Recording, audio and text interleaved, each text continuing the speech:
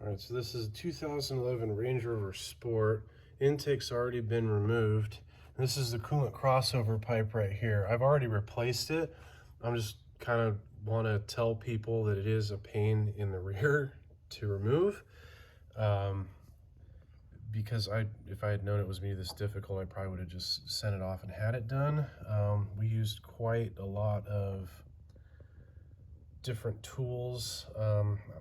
I mean, we here like this here, like an angle, this device, and then we had a, I don't know what you'd call it, powered screwdriver to crank on it, and it would twist. And that was just for one, this one right here, just to get that one out. There's like no room to get it. So best of luck to you all. The intake itself is actually pretty easy to remove. Just got to worry about this here, and then these two connections need to be disconnected at the bottom of the unit. Otherwise, just from looking at it, it is pretty self-explanatory. And then this is, you can see this here, you've got two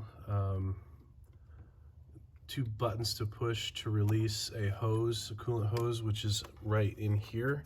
You can't see it because the wiring harness is in the way. If the wiring harness wasn't in the way, it'd be a very easy job, but you know. The thing that really helped was removing the bolt back Yeah. here.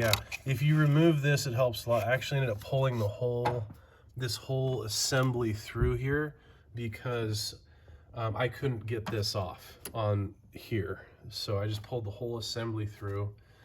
And then was able to get it all off once it was out of the vehicle. But it did make installation a lot easier for these. So yeah, if you can remove this, by all means, do it.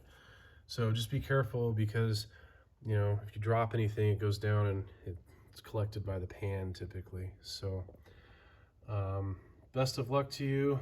Oh, I'm gonna do this next. There's a lot of videos on this, and so I'm not really gonna go into detail, but that's what I thought was leaking. This is very common. That evidently is not the coolant crossover. There's a little inlet and outlet here and here, and I think that's what was leaking. And it leaked suddenly. It wasn't just a progressive leak. I was just driving it and I got a low coolant warning. It was dripping coolant everywhere. So for all you do-it-yourselfers out there, so we would use a T30 is what you're primarily going to be using to get access to those screws in the back. So, and if you can find a T30 that's in a 1/4 inch socket adapter, that would potentially help in the future. You're actually going to need both. You're going to need both the 1/4 inch and the 3/8. Yeah. Because I had to use both because of just the different dimensions and whatnot. Like they didn't all just work. We also used a ratchet that would move like this. It helped a lot. So you can ask questions. I don't know if I'll answer, but best of luck to you all.